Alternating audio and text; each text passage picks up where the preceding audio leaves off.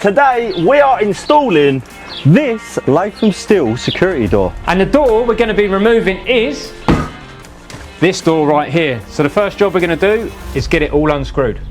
But before we do remove it, we need to get some protection down on the floor because we don't want to scratch Dan's lovely parquet looking floor there. Once that's down, we can whip the screws out of the old frame. So we're not taking them out of the door, we're taking them out of the frame.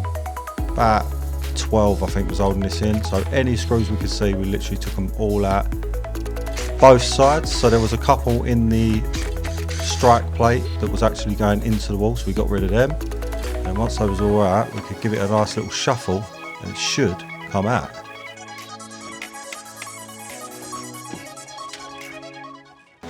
Right, swing it. Oh yeah? Yeah, right. It should open on the bottom, so you should be able to grab the bottom. Right?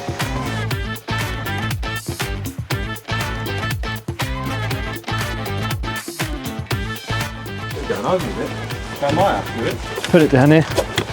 The one or you happy with it? Sit. Right, even though we've removed the door and liner, we also had some extra timbers we needed to remove. Dan had just put these in to close the original opening up a little bit to suit the old door. Just that top, so just you want to give that a little nudge. Yeah, I think we're good.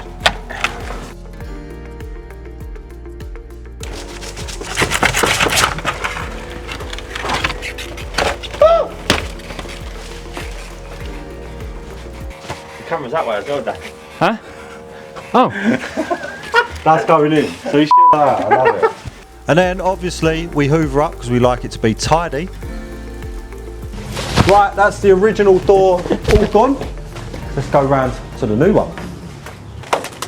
As you can see, Brad and Phil are both having to carry this door because it's not your typical door. This is a security door. We're going to cover that a bit later on in the video, but for now, we're just going to get it inside.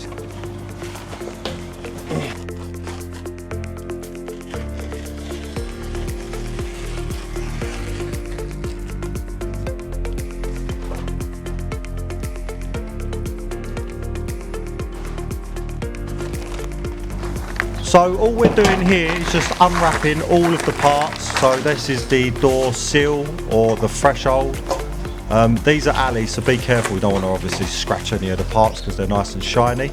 Once we did that, it was time to remove the leaf or the door. The reason we are removing it is because it's so heavy and Dan's got a big drop on the outside. You can install it with it on, but for us it was easier just to whip out all the engineered screws.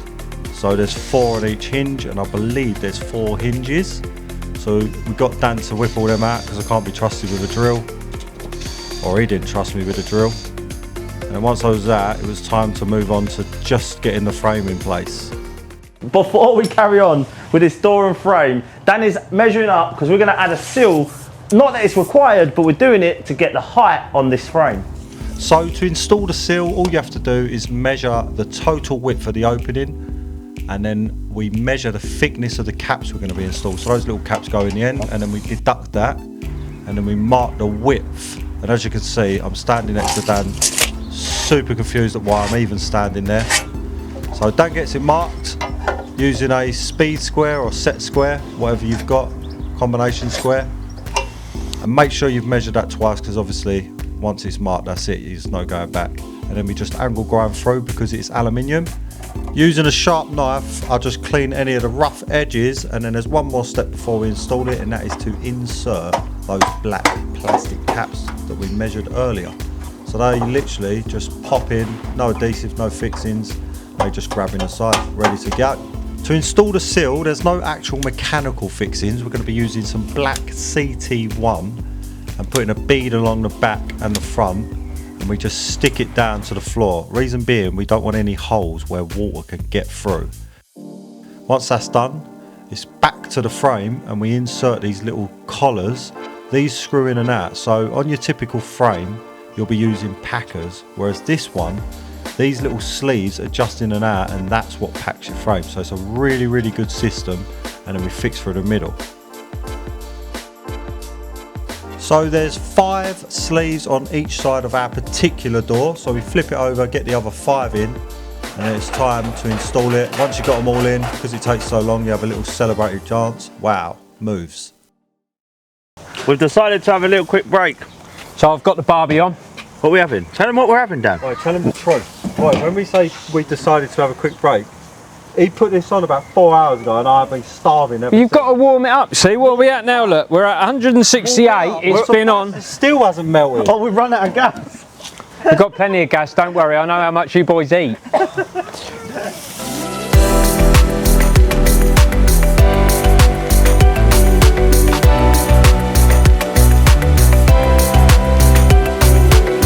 So once we had all filled up with food and drink, it was time to get the frame installed.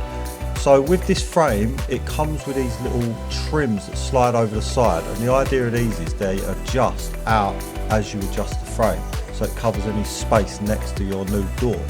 So we slide that all in together up to the brickwork, make sure it's all nice and good and fits nice, and then we start to wind out the trims equally on both sides, because we want the gap to be equal as you look at it.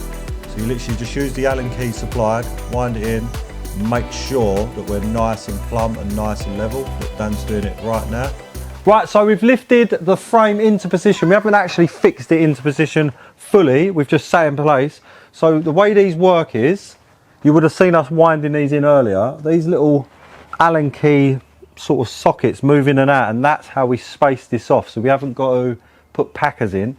And these little trims here will go from 0 up to about 20-30 mil. So it covers any extra gaps that we got. So we're going to fix through the centre of these, and we can get the door hung back on top, remembering to check for plumb in both directions.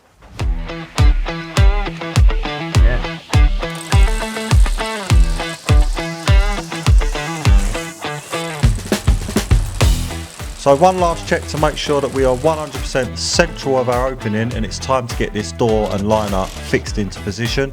So what we use is the drill bit supplied in the kit, and we drill through the centre of those little sleeves that we adjusted at the beginning, and then the fixings are also supplied, so they go straight through the centre, use a hammer, and then we just tighten them up and they grab into the wall. You'll feel them go nice and tight, and it pulls the frame super tight.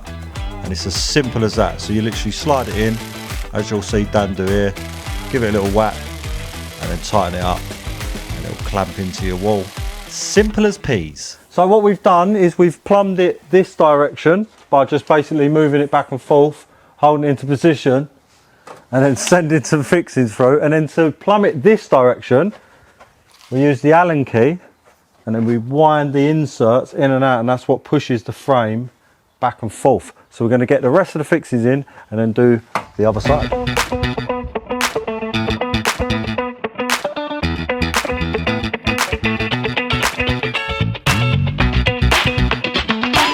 Right, so we have just forgot something, and that is to adjust these little adjusters, and we've nearly pulled the frame over. So remember, when you're doing yours, you need to adjust these so that we put tension on the frame. And then what you're looking for, see, this is just still loose. As it starts to push in and become tight, now we can put our fixing through. So we're going to remember to do the rest.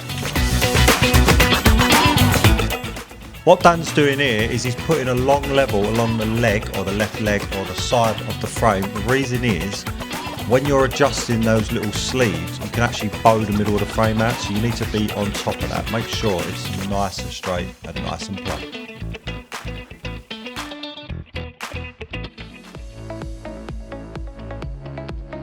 Now comes the fun part of getting the handle on before we install the door. So the barrel goes in first, you put the key in, you adjust the little latch inside, and then we put a retaining screw in the front. This is all supplied in the kit, of course. That gets tightened up, don't go too mad because we don't want to damage it. Then the 2 spacers go on the inside of the door, and then the little security sleeve that goes over the top of the barrel goes on the outside. Do those 2 screws up. Just remember, we're not going nuts with any of these screws. We don't want to strip anything out. So we just tighten it up, even though we're using an impact, we're being super delicate. And then it's time to put these threaded sleeves on. So these go on the outside handle, not the inside. They slide on. We just did them hand tight. no need to go mad again, just hand tight's plenty. And then what we do is we slide that through the door from the outside, like so. And a little thing we've missed here, because we all make mistakes, is there's some black waterproofing sleeves that stop the weather getting in, like weather strips that go on the handle. So we actually took this back off and redid all this, but you know, now we've told you, you don't need to make that mistake, do you? So once the bar's in, we can screw the handle together. And then one last thing before we get too carried away, we want to run the locks all through. So we want to check the handles, the locks, make sure everything's operating. We did all this on its side. Because this is a security door, there's actually pins on the top and bottom, so make sure it's laid over because you don't want to dent your floor.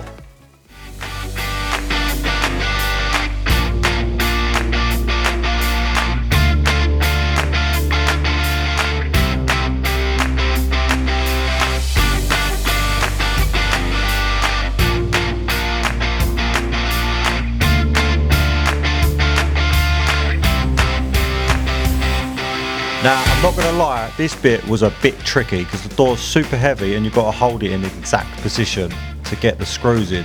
So Dan was on screw duty, he did a 5 out of 10 job, and Brad was observing and pretending to hold the door while I was actually holding all of the weight.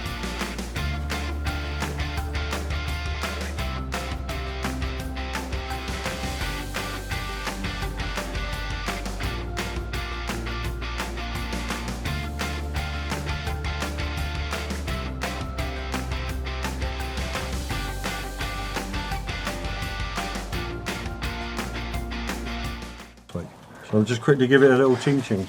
Oh yeah. Wow. That's probably the smoothest door I've ever set in my life. I sort of feel it, honestly.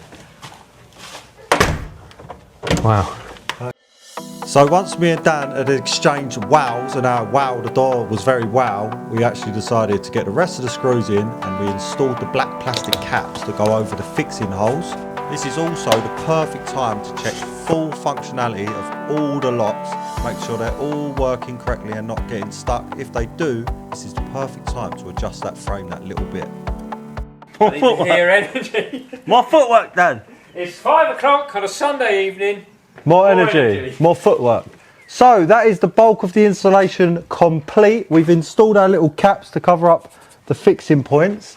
Now what we need to do is install our weather strips or draft excluders. So we've got one thin one that's going to go on this lip on the door all the way round, and then we've got a thicker one that we're going to install on the frame itself.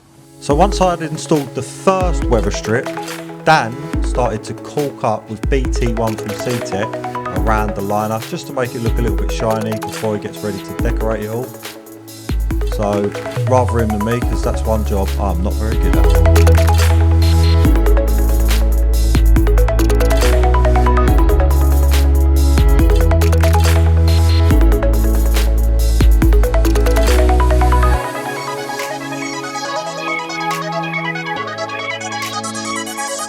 So once Dan actually got out of my way, it was time to install that second weather strip. So this one's a bit bigger than the first.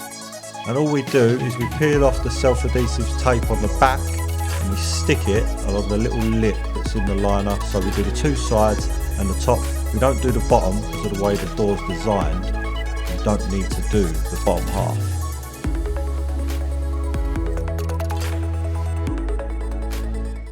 Right, that is it, job done. Dan's going to be putting a silicone seal around the edge of this door tomorrow when he goes and gets some more sealant. But the door is complete. We'll show you some of the features and why this door is so special. So on the front, we've got this little guard to stop people grabbing the barrel, so it helps protect the barrel. And when you lock this door, we've got pins here, here, here, and if you have a look on the bottom, we've also got pins that drop down into the frame, and we've got the same on the top. So one of the features of these doors is that they are double throw locks. So you turn it twice to get the full extension of those security pins. So just remember, when you lock it, you need to go around twice. Right, big shout out to Latham Steel Security Doors for this beautiful door here. And if you want one, the link's in the description below, and don't forget to subscribe to DB Builders channel, and we'll catch you at the next one.